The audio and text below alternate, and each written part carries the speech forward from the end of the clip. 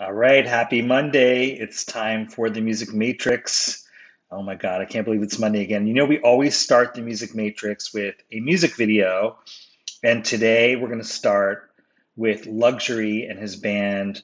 This is a performance, I think, from a few years ago, and I think this song is called Hold On. So we'll start right there. Happy Monday, welcome in.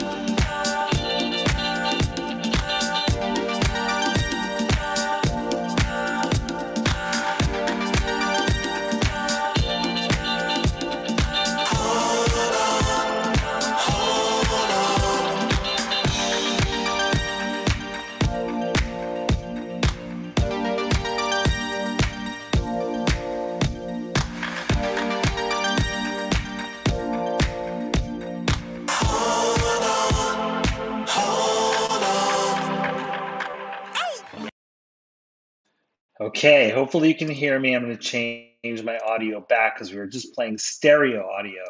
Stereo audio from Blake Robin, aka Luxury, the talented songwriter, producer, new disco don, and interpolation expert. And he'll be coming up shortly here on the program. The Music Matrix, welcome in. Happy Monday. Let's go and see what we've got on the docket today. And let me just pull up my slides. All right. Let's do it. Let's do it. Ah, man. So I'm always learning a little bit about the technology of StreamYard and how I have to have things open. Let's try again. Let's share a file. Okay. Okay. Here we go. Here we go. Welcome in. Welcome in. So you know what our mission is, and let me just put it up on the screen.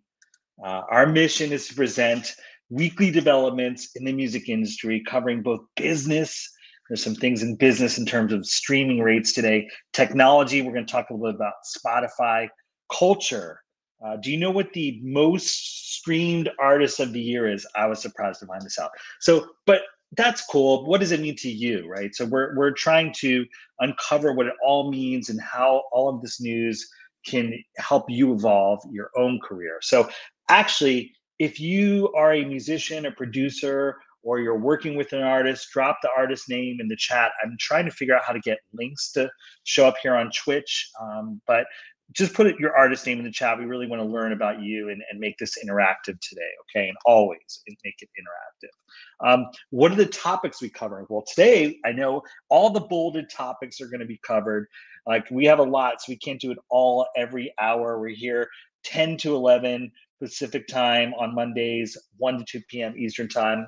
Wherever you're tuning in from, welcome in, welcome in. So music metadata, we're going to talk about why it's important for you to know what type of artist you are. If you're a remix artist, you probably want to be a primary artist, and we're going to explain why that is. We're going to look at streaming data. Today, Spotify Wrapped, right? You got it as a consumer, but also if you're a Spotify artist, you got the Spotify artist data, digital marketing, tech tools for independent artists. And today, we're definitely going to talk about audio production. We're going to talk about songwriting with Luxury coming up. All right, so this is me. And if you want to guess the legendary venue that this photograph is from, drop it in the chat. I'll try to give you some vinyl. I've got some FSQ vinyl laying around, but I always just try to show you, look, I'm an artist, but also I'm a music business person.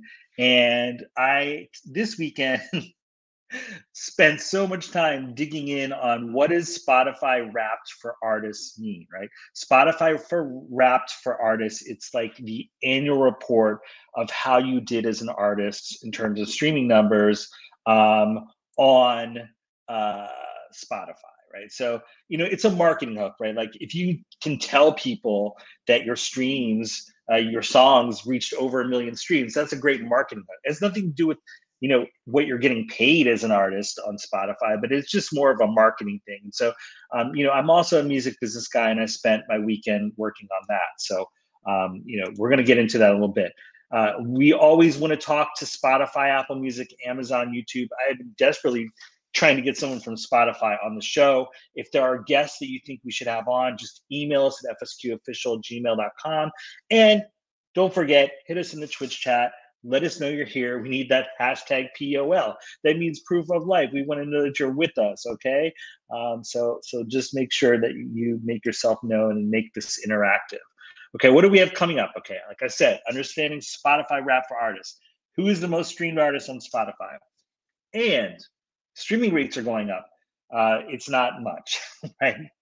And I've got an example of where us artists should be paying attention to those exposure opportunities where someone will come along and email you like, hey, I'm going to get you in a playlist with 100,000 followers if you just pay me a little bit of money.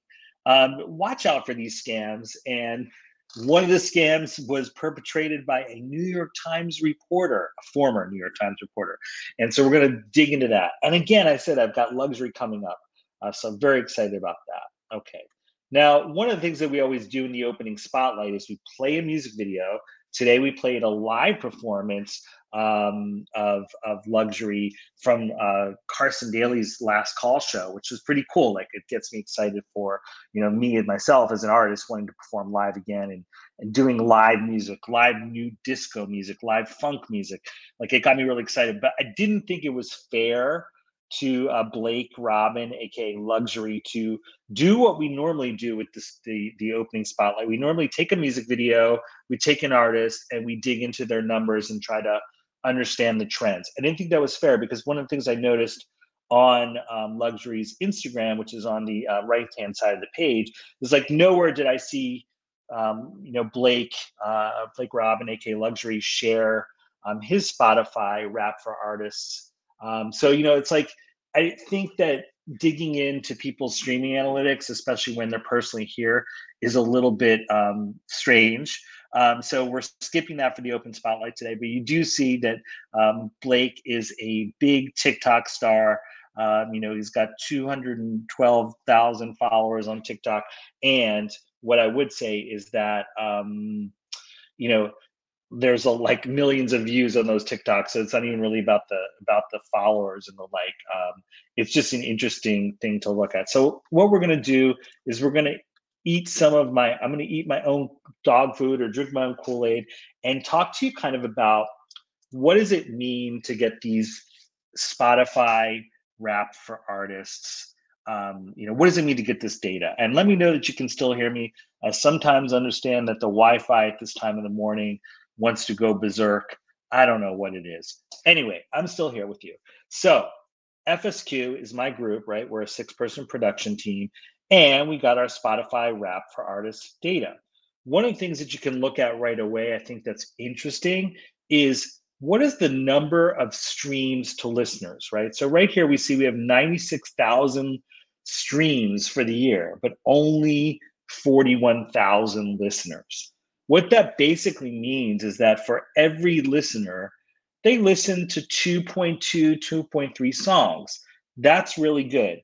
If you saw that your stream number was like 1-to-1 to listeners, that meant that someone came along, listened to your song, and maybe you only had one song out this year, so that could be okay.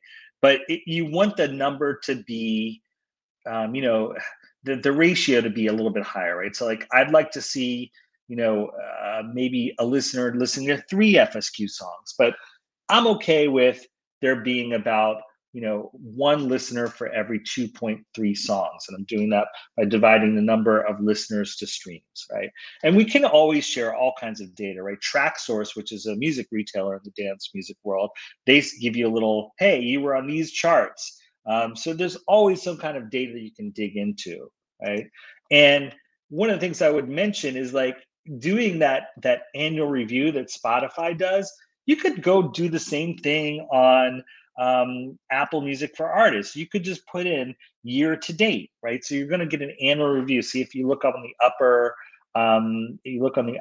kind of right corner here, you'll see year to date. Okay. Now, one of the things that kind of really stands out, I'm going to scroll back up to the Spotify data, right? It's like we had 96,000 streams on Spotify, but only 7,000 on Apple Music.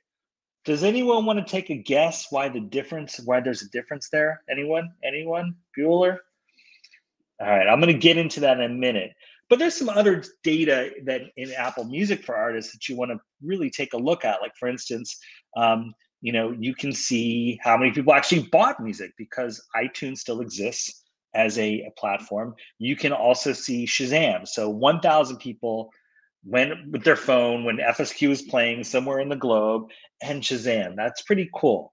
Anyway, before I get to the next slide, does anyone want to take a guess as to why we only got 7,000 plays on Apple Music or 7,000 streams of over 30 seconds or more, and we got not like and I'm not great at math. A factor of what, 100?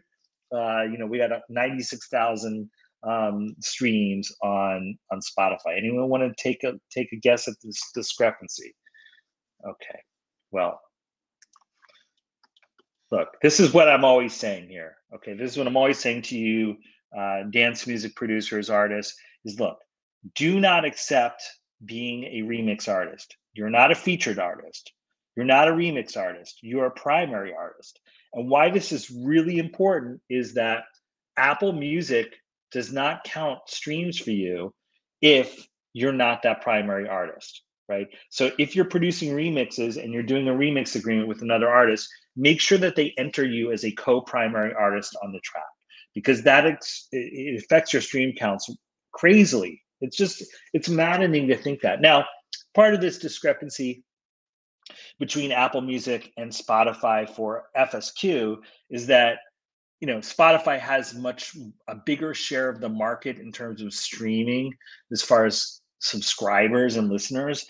That being said, that discrepancy of 96,000 to like only 8,000, and I'm going to show you a little bit more, has to do with the fact that we primarily, as FSQ, we're primarily remix artists. We're remixing other artists. But one of the things I'm really pushing for, and I think you all should push for, is to make sure that you get listed as a co-primary artist so that you don't have that huge discrepancy, and that Apple Music does count you, and do all that. So anyway, let's go. Metal Sonic says Bible Thump 100. Well, yeah, I mean, I'm sorry. It's something that I'm really passionate about. Okay. And if you're curious about the Apple Music, data fields, there is the Apple Music style guide. You can reach out to me at fsqofficial@gmail.com and I'll share this document with you. It is publicly available, but it's something they hide in the background. So anyway, now looking back at that Apple Music data, right? I did find that for the year, our top region was Japan. And why is that? I'll show you a little bit of why that is right now. Let me just share a video file with you. Okay. So let's share. Add this description.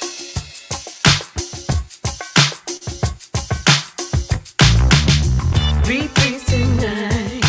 Damn, this is time.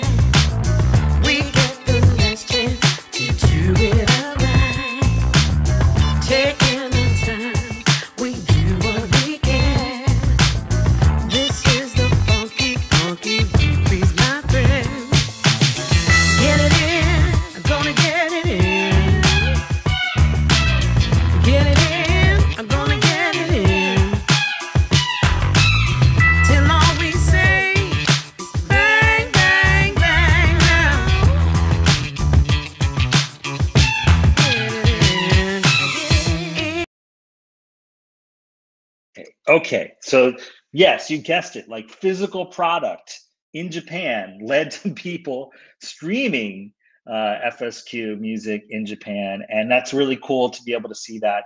Again, we're taking an annual look at our own data that's within these platforms. We don't need Spotify to like say, hey, put it all together for us. But in fact, we do, because Spotify doesn't make it easy for you to look at your own data in an annual format, right? So like, I get what they're doing, but they really should just make it easy for you to do it on your own, right? Now, I looked at Japan being the top country for Apple Music listeners of FSQ, but I only can get from Spotify what's happened over the last 28 days. So I really wish that they like gave this annual data to you in a way that you could look at it whenever you want. Right now, the US, France, the Netherlands, United Kingdom, and Germany are our top 5 countries. What's really crazy about all this data is like you could go out and pay extra money to another outside service. In this case, this is Chartmetric data you're looking at. Chartmetric just pulling through and paying Spotify to get access to this data. And it shows our top 5 cities over time. So these are Amsterdam, Paris, well, Paris being top, Amsterdam, Los Angeles, Sydney, and Berlin. You see a huge spike there. That's when we had a remix that we produced for Crack and Smack. So again, it's about looking at this data, but to get access to Chartmetric, that's $140 extra a month. I'm not sure that it pays me to know my audience that well. And they show it to you and they show you the moving averages. It's just interesting to me that Spotify couldn't, release this to you on your own and make it like more visible. But they're not in the business of getting paid for data. And to that point, Steve Mann, who's a marketer, a music marketer, he wrote this, and I asked him back, but he basically said the following. He said, "Look, music marketing secret of the day. Some people get Spotify skip rate stats from their distributors. We don't all get that in Spotify artists. What a skip rate is like when did people leave your song, right? So that's data, that Steve Mann's pointing out that we just don't get as average artists, and he says, like, look, I'm not going to give any points to the competitor, being Apple Music, for sharing data, on its own platform creators. It's like he's saying that they're all behind the e-commerce standards, the analytics. Like if you look at Google Analytics, Facebook, Shopify, you realize that Spotify isn't sharing as much as we'd like them to share. But what are they sharing? Here's some new things that are in the RAP report. I do want to move on from this topic, but just quickly, like here's some things that you should be looking at when you're looking at the Spotify RAP data. Okay, there is the following: the number of playlists where your songs, artist songs, were added to a playlist for the first time. That's very interesting because they tell you like new audience that's coming in. You're going to see the number of playlists that your songs or an artist songs were added to over the year. That's pretty cool. Okay, the number of playlists that added artist top stream song. We'll take a look at that. Okay, the number of times an artist's top stream song was shared, or any kind of share, right? But they don't give you the overall number of times your songs were shared. What does sharing mean? Sharing means that someone clicked on a little like link, get the link of this song. And I don't know if it means that they posted it. There's no way of tracking that. It just means that someone clicked on share song. So they didn't track that in 2020. So like to say that you grew by 9.99%, which is their default. Everyone's listened to your song shares grew that much. That doesn't really tell you much. And then the total number of time an artist's song was shared by listeners, right? It says fans, but it means that any listener, right? So okay. The number of listeners who had an artist song on repeat for FSQ was 4. So shout out to all you 4 fans, but this is something to look at. And then there was a bunch of other weird things in here, like an audio aura, a color image generated based on the unique genres, moods of your music. And they make like a matching color aura thing. That didn't make any sense to me. But anyway, here are some of the stats for FSQ real briefly. Look, we are a remix producer, but because Spotify counts remixes, our album last year, you'll see, only had about 8,000 streams, but Crack and Smack, a remix we did for them, reached 42,000 streams. And what I already figured out from like looking at the spikes in the data is we had 3,900 listeners on March 12th, a week after that was released. 3,700 of those streams, or 3,800 of those streams, were to that one remix. And it gives you some other stats, like how many countries, how many playlists this top song was added to, and how many shares. Pretty cool. But it just shows why, like, for artists that are doing remixes, making sure that they're listed, getting credit is important. Our original album only had 8,000, almost 8,800, 8,700 streams for the entire year. So like remixes is kind of a way to broaden your audience. And I'm talking about that a lot, right?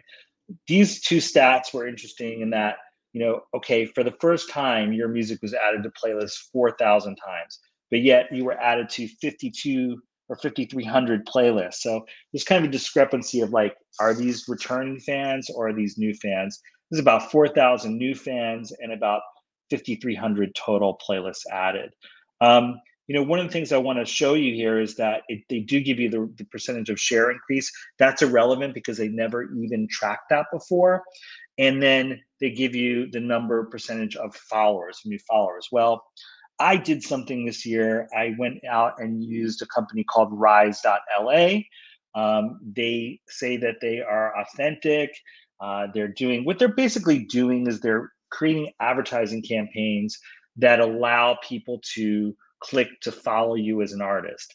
I think it's extremely important because it gets the algorithms working, gets people following you as an artist. And then when your music drops in that release radar playlist every Friday, you're going to have a larger percentage of people getting that in their playlist. So I did that, and that's why you see that our follower growth was up almost 200% for the year.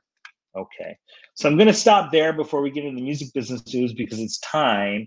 It's time for our guest. It's time for Blake Robin, the producer, songwriter extraordinaire, new disco don. I mean, I think I first came across Blake in, I want to say 2011, 2012. He had a song about, I forget the guy's name, Terry Anderson, the famous photographer, and really came across and loved Blake's sound, loved luxury.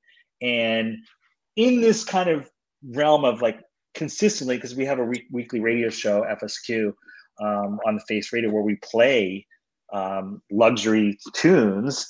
While this was all going on and we've been following Blake's career, you've become a TikTok star in some sense. And I kind of want to know what that's all about, and go from there. We will dig more into the music that you're producing, because I think you're one of the tightest, like, I don't call it new disco, I just call it disco, but you're one of the tightest disco funk producers I've ever come across. So welcome in. Thanks, Chuck. It's very flattering. Nice to be here. You can hear me all right? New setup and everything's working for you? Yeah, everything sounds great.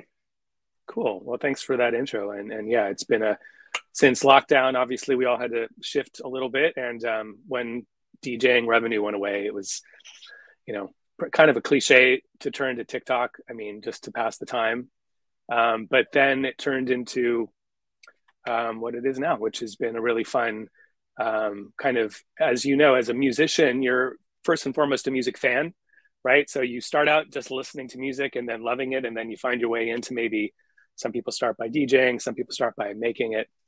Over time, though, you never lose the fandom, and you never lose the interest. So, I mean, I've got a big library full of books, and these videos just came about as another avenue of music appreciation. I like to make music, like to remix it, like to DJ it. And now at TikTok, I like to just sort of talk about it.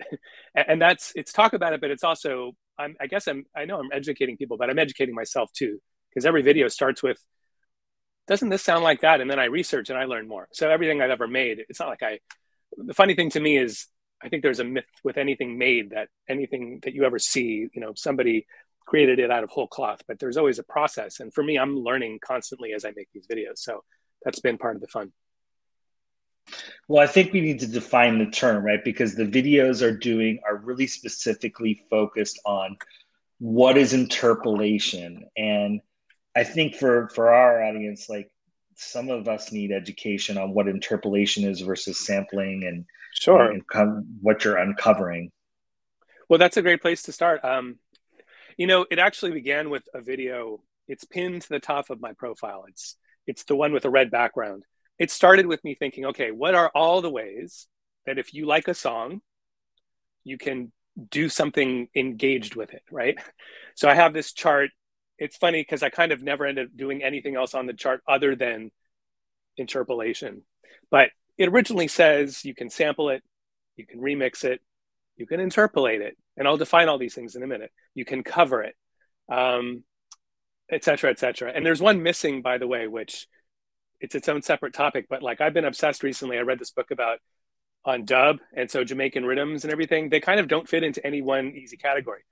Okay. Long story short, though, a sample is when you take a recording and you use it in your own music. Therefore, you're using literally needle drop. The easiest examples are those kind of cheap late 80s, early 90s examples where it's the song, Can't Touch This is literally 2 bars of Rick James, Super Freak. So don't, don't.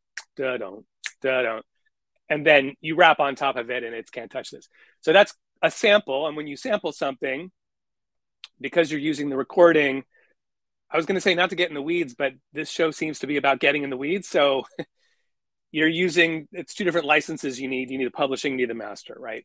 With interpolation, by contrast, you're just taking somebody else's melody, and rather than sampling it, rather than taking the recording of that melody, you're reusing it or even changing what the lyrics are with the melody intact. But because it's not a recording, there's no master. It's just publishing. And because it is widely open to interpretation, to what degree did you use the song? How important was what you took from the song? It's widely open to how much money you have to pay. And that really just comes down to power. The more I make these videos, two things keep coming up over and over again. And this is what I mentioned before about what my learning comes in. What's interesting to me is time and time again, and I'll use the example of Bruno Mars and Uptown Funk with Mark Ronson. There's a case where you've got 6, 7, maybe 8 other songs that are used as interpolations. I don't think there are any samples in there. But the difference between who got paid and who didn't was really a matter of, well, who had power and who didn't. They immediately went right to Trinidad James because he was a current recording artist with a recent hit. And because the Don't Believe Me, Just Watch was fresh in people's minds, it was available. There may have even been in the background some shared management, some business people who are in a position to say, hey, you got to pay this guy. Right. They went to him proactively and gave him 15% of the song. So Uptown Funk, the slice of the pie right off the bat, they lose their 15% by proactively going to somebody with power. But on the other end of the spectrum, you get Angie. I'm sorry, my God, is it? Oh, shoot. I have to go back to my own video to remind myself. It's not Angie Scott, is it? It is. Probably. We'll have to, okay, add in the chat later or add in the description later. There's an 80s funk song and a bunch in between, by the way. Zapp and Roger had to like knock on the door and say, whoa, guys, right here, you lifted from us. And that was a conversation, and I don't remember the dollar amount, but that wasn't proactive. That was like they kind of waited to have the complaint happen. And then I don't hear it. I mean, yeah. like me as a songwriter, I don't write like that. So it's hard for me to wrap my head around it. Like I would really, I don't interpolate, but I don't hear more bounce for is that the Zapp tune that they were saying was interpolated? Yeah, and it's just a tiny little moment. The video, I cram it all there, all the 6 or 7 samples into That's why I love your 59 videos. Seconds. Thank you. That's the easiest way to like sort of exactly what the song is, exactly what the moment is. It's all right there. And the sonics also help it since I don't have to sing along what the parts are. But the other end of the spectrum, just to finish that, is Angie. I'm so sorry. It's Stone or Scott. I think it's Angie Stone. Angie Stone, and, and she has not been paid. And may never get paid because I think in this case it's a power imbalance. And then the other thing that keeps on coming up in the videos, and it's always happening big time in the comments, people are constantly pointing out correctly how frequently these are white artists stealing from black artists. Sometimes it's black artists stealing from black artists. But again, the power imbalance comes in there too. It's a situation where bad deals that got made or the deals are from a long time ago. I mean, as you know firsthand, Bridgeport, I don't think Clinton has anything to do with Bridgeport anymore, right? That's a completely separate entity. So Bridgeport takes care, I mean, I'm sure you can talk about that till the cows come home, right? Yeah. Well, that's, so we're talking about, well, first of all, we're talking to Blake Robin, aka Luxury, about interpolation, and you should check out his TikTok. I think it's just TikTok at Luxury. It's at Luxury XX. Luxury XX. Okay. And I really should check that out. So you're mentioning Bridgeport Music, which is the publisher of pretty much most of the entire George Clinton and Parliament Funkadelic universe of catalog, which is dozens of artists. And interestingly enough, a lot of that publishing is coming back to Dr. Clinton, because a lot of those deals were forged signatures and claims to the catalog of Dr. Clinton and his associates, and it's created a lot of friction within the band even. So yeah, I mean, what I would tell an artist is like, if you're writing, retain your publishing, and maybe have your own publishing entity, or if you're a prolific writer like yourself, Blake, I would almost say, have a publishing administrator that represents you and is looking out for your best interests. But the issue with all this is a lot of the artists I work with, they're interpolating, or they're sampling, and Yeah. they actually try to go out and register their songs. So I have the opposite of this, where I'm like, no, no, you can't register that song you sampled, or no, no, you can't register that song. It's a cover version of a disco song. You can't do it. So it's kind of see the Right. opposite happen. You know. Well, there's a huge, going back to power again, you know, Mm, I don't think it's for nothing that there's really confusing, obfuscatory Byzantine rules and regulations. I had a publishing deal for about 2 years before I understood the publishing deal. You know, one of the primary aspects that they teach you on day one, which is what took me 24 months to like wrap my head around, is like that there are two pies, the writer's side, the publishing side. Oh my God, it's not for nothing that this is complicated and that it's hard for people to like understand on day one. And on the other side of it, it's easy to take advantage of the people who don't really understand very well. So this has been happening since day one of this industry. I mean, it doesn't, you don't need to be a historian to know how many mostly Black artists, but artists of all shapes and sizes and creeds and religions have been on the wrong side of the confusing nature of how copyright law works. And I never really go after, there's a reason why I don't ever, none of my videos are kind of gotchas. I'm never talking about anything that isn't already out there as a story because I don't believe in it. At the end of the day, I think copyright law is garbage. I think it needs to be overhauled from the ground up. You know, there was a time in human history, which was most of it until like kind of the 60s and 70s, where music was understood to be something you would borrow from, would pay homage to, going back to Mozart and Beethoven and Bach and Handel. It's all shared. And the advent of copyright also to remember was about literally publishing like a printed copy of the document that you would play off of. So it's really been bloated and perverted to benefit the large IP corporations who benefit from them. It almost never benefits the artist. It almost always benefits the big guy. yeah. There needs to be new systems, but I mean, I don't know, maybe it's like me as the ethical musician. I think a couple of the ones you did, I think you did Come Together, and Yeah, I'm like, come on, guys. Like it seemed to me like John Lennon was just like blatantly, like they seemed to me like they messed up. Like they could have done the right thing. Like for me, it's always about doing the right thing. Like if I'm gonna do this, then I need to do this. And I mean, well, to that sure. point, like Yeah, to that point, like I gave my friend Mary Pryor a writing credit. She didn't even have a songwriter number for the song we did called "Shaking My Damn Head" because I kept reading "Shaking My Damn Head" on Facebook. I'm like, Mary, you're hilarious. I'm going to use that as the line of my song. I give her a 10% songwriting credit, but doing the right thing.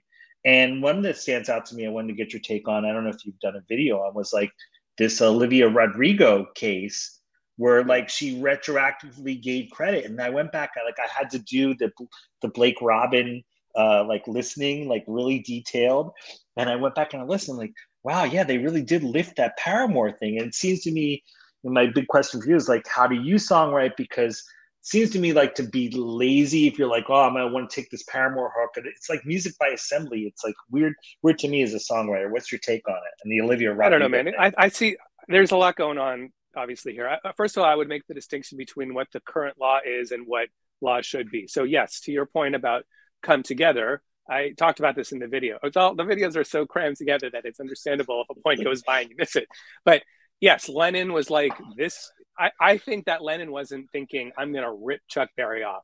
I think Lennon was genuinely thinking, I fucking love Chuck Berry. And to me, as I'm in my process, this line popped in my head because he's writing, first of all, which is very funny, he's writing a campaign song for Timothy Leary. So Timothy Leary is running for governor of California against Ronald Reagan, the incumbent, in 1969. He comes to the bed-in with Yoko and John and says, our campaign slogan is come together, write me a song. And Lennon's like, great title, sits down, starts writing Come Together. He's probably going, dun, dun, like it's a little faster, it's a little more rock and roll. And the Chuck Berry line, here come old flat top, pops in his head. He's like, I think I'll use it, I'll tweak it a little bit because I love Chuck Berry. The end. Not because I want to fuck Chuck Berry, but because I love him. So in the moment, that, by the way, that to me is more in line with the history of music, is I like this, so I'm going to reference it. I like this, I'm going to pay homage to it. I mean, no different than if you're writing a book and you use a quote. Now, of course, if you're writing and you quote something, you put a reference, you put a footnote. That aside, there is some easy way of doing it, and you're not paying anybody, by the way. It's just a reference point. So anyway, I want to separate that though. And just to finish that point, you're right, Chuck. In that moment, especially given that Paul's like, dude, given the copyright laws right now, we ought to be careful here and change things up. You're right. In the moment in 1970, the information, the legal precedent was there that they knew they were playing with fire. Separate from that is what it should be. We don't have to get into that too deeply, but I just wanted to make that distinction. Now, going back to what you asked about Olivia Rodrigo, I do have a video that I did in late August or so. If you want to go through my stuff, the funny thing is my video, which went viral on TikTok because it was kind of about how TikTok, I think, pushed the case to where it got. Prior to TikTok having lots of mashups where people would take the Olivia Rodrigo song and start it, and then when it got to the chorus, it would flip to, it would start as Good For You, and it would flip to Misery Business by Paramore. So, and that became a viral trend. I think that was such a big trend that the publishers on Paramore's side, and by the way, I don't think it was Paramore themselves. I think Haley's pretty chill. I'm pretty sure the publishers were like, we can't not do something. This is so. Do you think you're the one that discovered that, or was it something? No. I'm not saying I discovered it at all. I'm saying that I made a video where I pointed out how it being a viral trend in my because what happened was on the day the news came out about the songwriting credits, I'm like, I'm pretty sure the songwriting credit thing where they're adding Haley and I think Josh are the two songwriters from Paramore. The day that it was announced that they would be added as songwriters for Good For You, when I saw that news, I was like, this feels like it was because of the TikTok trend. I have a feeling the publishers were unable to be cool anymore because one of their bosses must have been like, I know you want to be cool about this. Haley, I know you want to be like on the artist side. I know that we all know that as artists, we're constantly kind of writing sideways. We're inspired, we're influenced, but we just can't let this slide anymore.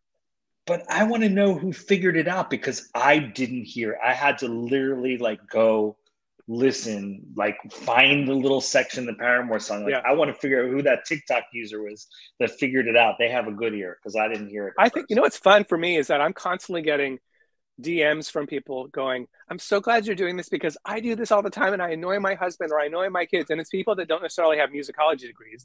Like I don't either. I don't know if you do. Like you don't need to have a musicological degree to have an ear and to hear a similarity, even if you can't linguistically decipher what it is that is similar about it. Like even I mean, just like you, I had to sit down and be like, okay, what is happening here? It's the chord changes, but they're in different keys.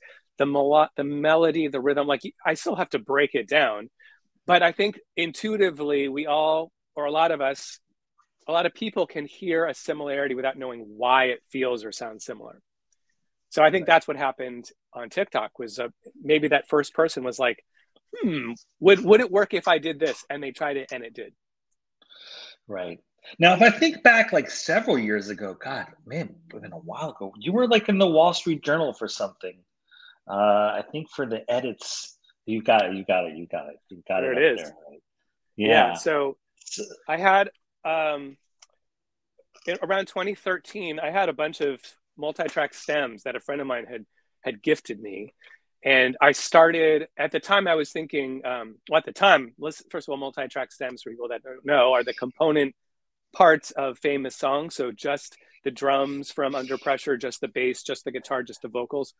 So I had the ability to isolate each piece of the recording and listen to it, which on day one is just like mesmerizing as a fan of David Bowie and Freddie Mercury to like listen to the acapella, to listen to the drums. And then on day two, it's like as a producer, I'm like, wow, listen to how much in here is human and imperfect. And then I had the inspiration to be like, I want to make something out of this. And to be specific, the inspiration was I want to make a remix where it's like in the spirit of those first remixes of those Duran Duran Night versions where it's the song, but it's stretched out and it lets the parts breathe that are so delicious within the track. But because when you hear them, there's a lot going on at once, the drums and the bass and the keyboards and the vocals, you're not able to just hear that sick Rhodes part or that sick bass line. So I started making those. I put a few out on SoundCloud, and then I made a mixtape. And long story short, I'm connecting it to this Wall Street Journal article. Yes, I yes. later found out that one of the people who was a fan of them was spreading around the Burning Man community this mix, and it became like pretty well known. Like a lot of Burning Man people liked it, and one of them was the author of the Wall Street Journal piece, who is now the head of Billboard, the publisher or editor in chief at Billboard, Hannah. Yeah. So she came into my studio. She's like, "I want to tell me what you do. What is this about?" And so I talked about how I did. I took the stems from Hotel California by a little band called the Eagles, and they ended up talking about that, and they used this illustration here where it's like a cat scratch, a cat claw ripping through Hotel California cover art. I can only imagine that the day this comes out, Mr. Henley's sitting by his pool, and his blood boy gives him this, and he's like, "What is happening here? I don't like this at all. This is infringing on my rights as an old dinosaur." So he's already he's notorious for being opposed to covers, like not just remixes, not just the illegal shit, which a lot of people turn the other way because they recognize, hey, there's a dance remix in the underground community that's making my old song popular again. A lot of people get that. This man did not get that. So he tried to sue me. It went away. Long story short, I can't talk about it, but it did give me a career in the DJ profession overnight, which I hadn't previously had. But yeah, so that's how the Wall Street Journal story came about. Well, that's cool. At least you got a benefit of it. I mean, I don't think we have enough time to go into it right now, but because I want to talk a little bit about your current releases and your music and what you're looking forward to in 2022. But I mean, I'm always trying to give some advice to artists like, hey, you have this edit you did, or I'm trying to steer people to the right places. Like maybe if you have a sample, you could find it on TrackLib and get it cleared through TrackLib, which is a service. Or so I don't know if you have any piece of advice for artists that if they've done an edit or remix or sample, what's your advice to artists? Well, it's like I said, it's probably for another episode, because like I said, I do want to talk about your music and stuff, but it's just if you could give one thing.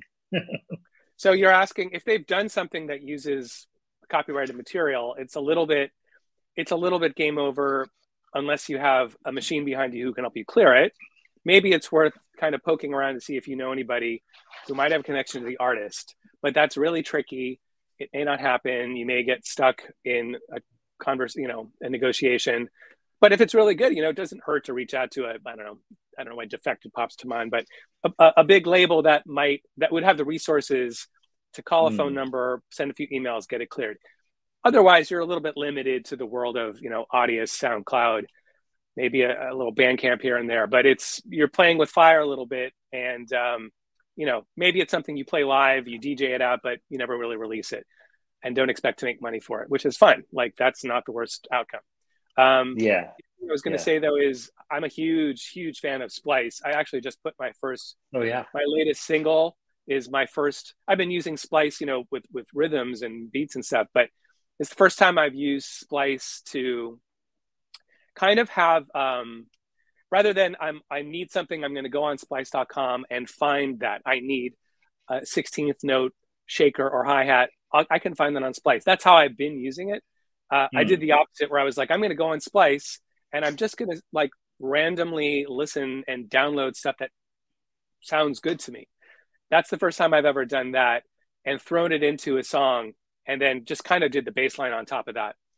So my most recent single is called Midnight Express. And that's, to me, a fun example of using pre-cleared samples. So cool. So it's coming from a source that isn't you, and it's not somebody you need to pay publishing or master you don't have to pay anything to other than the 10 cent per item download. So I'm a huge fan of Splice. Again, I recognize it's different from your question where you're starting from. No, this is great. This is great. Rihanna acapella or whatever. Yeah. Yeah, that's great. And I would give that advice to, I'm going to give that advice too. It's like, hey, if you really feel like you need to use assembled music, why don't you go to Splice, or why don't you go to TrackLib? Or, I get a little bit, God, I got in a big row with someone because their website said that they were anti-racist, and then they Yeah. did an Erica Badu. They were selling an Erica Badu edit. So Yeah. I'm like, you can't. That's what my main issue with this is. Like a lot of times it is from the Black community, and it's you're not clearing it. And if I really want to get political, which fortunately not too many people are going to hear this, but it will be on YouTube. Is that like TrackSource? The top charts on TrackSource are just complete new disco edits that haven't been cleared, and you're building your entire Yeah. career off of other artists, and it's not cool to me. Yeah. That being said, it's cool. Midnight Express is your new. Is it this EP? Is it a new single? This is something that I love the idea of it, and I think like for me, I write my songs and they're little songs in my head, and I go write them out. And whether I'm doing interpolation, I don't think so because it's not conscious.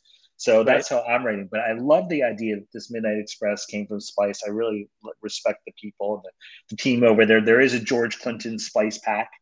Oh, cool. So you've got Midnight Express. Like I love some of your other songs like Hold On, Take It Slow, which we're gonna. I think I've got the music video for that at the end of the show. What else is coming up? What should we be listening to from the luxury catalog right now? Well, yeah, I just put out an EP. It's called Moody Disco Volume 2, and it's give kind of a wrap up. I did this now for the last couple of years. I do a single, another single, another single, and then the EP to give you another chance if you missed it the first time. So it's wrapping up some of the recent singles and some instrumentals. I mentioned earlier that I've been reading this book by Michael Veal called Dub, which is a history of Jamaican like roots reggae 70s, focusing on like Lee Scratch Perry and King Tubby, which I've always been a massive fan of. But reading this book has really done my head in because, first of all, it's introducing me to 1,000 other. I have this 2,000 song Spotify playlist. As I read it, I can only read a few words, and I'm like, I have to look that song up and add it to the playlist. So it's a very slow going read for me because it takes about an hour to read a page because there's so much to like investigate. But what I'm really obsessed with now is the versioning kind of ideas and like the reuse in a new way. I think before I've been really precious about like, well, I made this song and this vocal and this instrumental and well, that's how it's going to be. I mean, I suppose there are remixes, but what I'm experimenting with now is, okay, I like this track. Can it exist in many different forms? Like Midnight Express has no vocal. It's an instrumental. I might try to sing over it and put that out as a new song. And rather than call it remix, like give it a new title. Like this is how, there's a bajillion, if you go to any sort of rhythm website, you can see that like the Stalag 17 rhythm has like 1,000 songs associated with it. So I'm kind of obsessed with this idea. And of course, it's interesting that it dovetails into my other, TikTok work on interpolation and all that. So I'm really fascinated by this. And last but not least, it of course dovetails with how can we improve things in the future, blockchain, Web3. My brain is kind of exploding with like engagement on how all these topics are very active right now. How can we make things better? How can, as a creator, we can do things that are interesting? And as a TikTok maker, how do we talk about it in a way that's kind of respectful of the past, but like all my videos are a little bit tongue in cheek. I never explicitly say it, but I'm always a little bit like, this shit's really dumb. Like that's kind of the implicit message that I hope to pass along. That copyright law is really dumb. There you go. I never say that in my videos, but I'm saying it. I didn't get it. I didn't get that until now, but I get it now. Well, More makes me upset. Like I watched the John Lennon one, and I got a little upset. That's okay. It's okay to get upset. We want to protect Chuck Berry, but Chuck Berry, I don't think felt violated.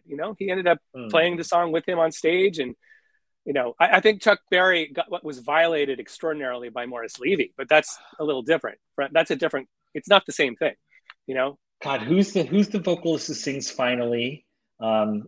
Finally, Luke came on. Oh God, I'm forgetting CeCe her. Peniston? CeCe Peniston. I saw CeCe Peniston live, and CeCe Peniston, started doing I, and she's like, Lizzo ripped me off and dropped the mic and walked off stage. I understand. Look, nobody likes to feel ripped off, and it's a very sensitive topic. And I'm not trying to dismiss that copyright has its value. I just think it's not evenly distributed right now. And like I mentioned, again, go look at my Bruno Mars, although it may have been muted. Some of them get muted Mm, over time. I forget if that's one yeah, of them, but if it's not muted, it's there on Instagram as well as YouTube. I repost them. But in that situation, right. to me, the real crime is the power imbalance, because it's the people who get paid when their work is reused and the ones that don't get paid. It's not just a black, white, old, young thing, but there's kind of a matrix. And if it were evenly Mm, distributed, I think it'd be easier for me to be like, okay, copyright's working, let's keep it up. But it's not. It's right, completely random. It's how powerful is your lawyer? right, right. On the rhythm thing, I wanted to just tell you, like, one of the things that I listen to is all of the islands in the Caribbean. So St. Lucia, Barbados, Grenada, they all have their different rhythms and their different Right? BPMs by island. So like Grenada is like the fastest at 150, Barbados is like Really? 120, St. Oh, I Lucia didn't is know that. 130. And then each producer, who's like the top producer on that island, makes a rhythm before Carnival, and then each of the vocalists does their own song on top of that rhythm. So the rhythm culture in the Caribbean is super interesting because it's very specific to the island. And then like It's so interesting. that producer makes the rhythm that makes the EP, and then the EP is just different vocalists doing their own song on top of I that love rhythm. that, and it's complicated, and it's not something that lends itself well to 59-second TikToks or even 20-minute, half-hour discussions, because I mean, like I said, the Michael Veal book is a big book, and he doesn't even get that deep. He talks about the copyright stuff, but it's not even as long as it could be. I would read a whole book about copyright because there weren't any copyright laws in Jamaica until like 1994, apparently. So that really brings up Mm, some interesting stuff. On the one hand, there's a culture that has as its baseline, well, it's okay to reuse this. On the other hand, you have to ask yourself, well, how much is King Tubby getting paid? How much is Lee Scratch Perry getting paid versus, Robbie, Sly and Robbie versus the lesser known versus Leroy Horsemouth Wallace? Like, how much are the musicians getting paid? I'm guessing it's a one-time flat fee, and then their rhythms are reused a bajillion times without royalties.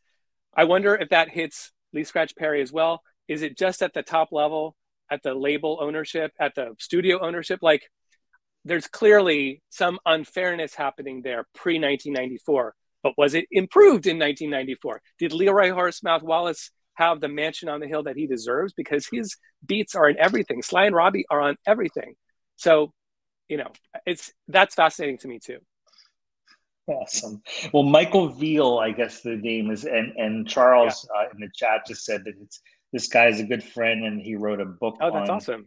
Fela. So I gotta I'm gonna I have to gotta check. read that next. Yeah. I Yeah, got to read I'm that. gonna read all Jamaica. these Jamaica is books. such an entry point into Africa, as far as my going down this particular path right now of fascination. So next step is definitely Africa, and Veal. If Veal's my conduit there, I loved this book. It's a delicious read, and so really well done. So I thank you for that recommendation. I will read that. Yeah. I think we're going to go extra innings. I just got two more questions, and then I'm going to do the business news, which, by the way, it's not the top headline, but I arranged it. I've got something about interpolation. Um, my last big question for you is like, hey, I relocated to Los Angeles. I'm kind of getting a lay of the land. Like, one of the things that I think is really cool in New York, where I was in Brooklyn, I was in Manhattan, but I would get over to Brooklyn.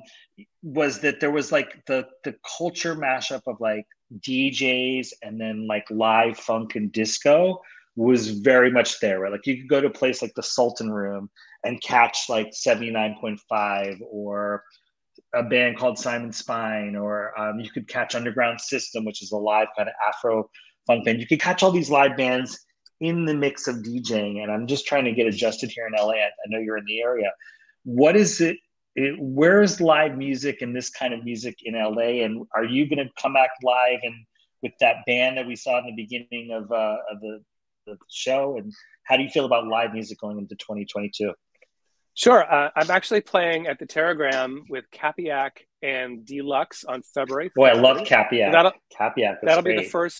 first live show. Well, I met him actually. We're both in Water and Music, right, in the Discord there. Right, He is a right. member. We're both members. Chuck and I are members of this really great. I guess it's now a community. It started as a newsletter by Cherry who's this incredible tech and music intersection writer. Chuck is Right. he's very engaged in the Discord there. But I met oh my God, I'm spacing on his name, Delwyn, from that band Yeah. at a live meetup, LA meetup for this group.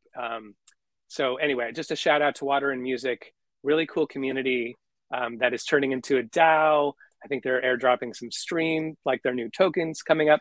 But that's how I met him, and that led to this show because I haven't really wanted to play because of this whole like disease situation that we have happening. So I've been a little cautious, but I will be indoors at the Telegram Ballroom performing live. I think I'm going to do this just as a two-piece. Me and my drummer friend Sam are going to get up there, and I just saw Caribou play live at the Greek, so I was inspired by. He's one of my favorites too, Dan Snaith from Caribou, and what's it called? Daphne is his side project. He's one of my favorites, and I loved how he mixed the live track and the live percussion, especially. So we're going to be doing that February 3rd at the Telegram. Okay. That's my next live show. What's the Telegram? What is that venue? Telegram Ballroom. That's actually where the footage that you just played from Hold On, the last call at Carson Daly, that footage was from there. Okay, it's cool. Downtown. It's more of a live venue. As far as other stuff you were asking about, stuff's gradually coming back. I know that there's like DJ nights. My friend just texted me about, I think it was last week, about Decades is an evening happening. I can put some things together that I know about and shoot it to you if that's helpful. But well, yeah, I think I was just asking. I think I was just asking. It could even be pre-pandemic, is like LA culture for the live crossover to DJ thing. I think that's been more inherent in New York because like how is that here? Like for you as a kind of someone that goes through both worlds, is there, or is it just totally separate? Yeah. I would say it's pretty separate. I'm sure there are counterexamples I'm just not thinking of, but it is still very band or DJ. However, I, up until recently, was DJing using, that was a very loud buzz from my phone. We're boycotting China 2022, apparently. So I, up until recently, DJ'd using this Ableton Live and this complicated device. So it would be all stems loaded up into Ableton. It was almost like I had a giant spreadsheet on my laptop in front of me. It's a lot of work loading it up, but it was fun because I would kind of never know what I was going to do next. It was completely spontaneous, other than obviously preloading the loops, but I would have loops from 200 songs and there'd be 20 loops a song. So I'd have 4,000 or something loops in here. And I was, so just to answer your question, like the crossover between live performance and DJing, like that was my contribution to it, I suppose. And I've always been fascinated by it. I mentioned Dan Snaith. He's one of my favorites because he's always done that. I recently put together like an inspiration YouTube playlist with like Octave One from Detroit. And like, there's so many cool things. Or what's the guy's name from Romania? I think it is. Kink. Is he Romanian? Maybe he's Serbian. Sorry. He's from Eastern Europe and he's incredible. If you don't know him, he does this incredible like live DJing like improv thing. It's like Reggie Watts, but for house music. Anyway, all that stuff is really fascinating. I think it kind of lives, I don't know how hybrid it is. I don't know if there's sort of one night or one place that's doing the convergence of that. Maybe you can start it or find it and tell me about it. Yeah, I think getting back to things and being scared of COVID for me has also kind of been a limiter. But I'm so happy to talk to you. I'm going to check out Midnight Express, which is your Thanks, Chuck. Thanks for having me. New EP, right? Is it EP? It's called Moody. It's called Moody Disco. Moody volume, Disco. Volume 2. Sorry. We're on volume 2. I'm going to be checking that out. I'll be playing it on the radio this week on Wednesday on the Face Radio. And for anyone that's watching this, I'm going to go back and watch this on YouTube and learn more about the rhythm discussion. And this will be up on YouTube on Thursday. So I did promise some news headlines. I'm going to cut to that. You're welcome to hang around. I'm going to add this to the stream, and we're going to just take care of a little bit of news items that we've got to do right now.